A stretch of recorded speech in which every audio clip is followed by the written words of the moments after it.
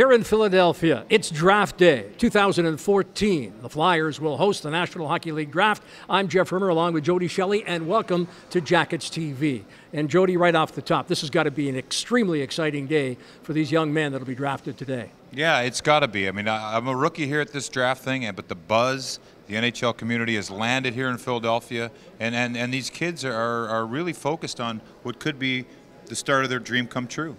You know, you look at the situation as far as the draft is concerned, we've heard repeatedly that there really isn't a consensus #1 overall pick. But a lot of people are pointing at Aaron Ekblad, an outstanding young defenseman that has captain potential.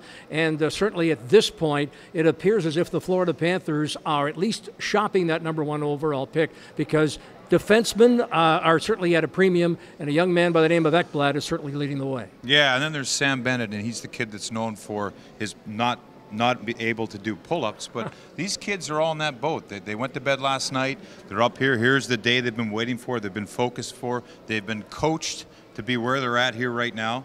And this is, they're here with their families. So all those details, all that speculation, it'll be over with here in a few hours in Philadelphia. Yesterday we had a chance to talk to Blue Jackets Director of Scouting, Paul Castron, and he predicted that we could see a great deal of activity here in the first round, where players that some teams feel they can get later in the draft, Jody, would be willing to maybe move out of that top 10 or top 20, feeling they can get their player and perhaps add an extra pick. Well, isn't that so crucial? You look at some of these organizations around the league. The Datsyuks was a later pick. Boone Jenner was a second-round pick. There's so much value in those later positions. There's a few teams jockeying for that first 5 to 7, those elite players in this group. But after that, yeah, it's a bit of a crapshoot.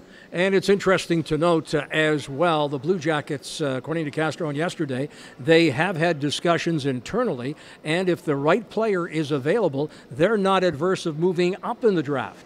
And then what was really interesting about that is that, you know, the preparation that goes into every single scenario that could come down the pipe, and whatever decision is made, the one is going to be made for the ultimately, it'll be made for the benefit of this organization moving forward.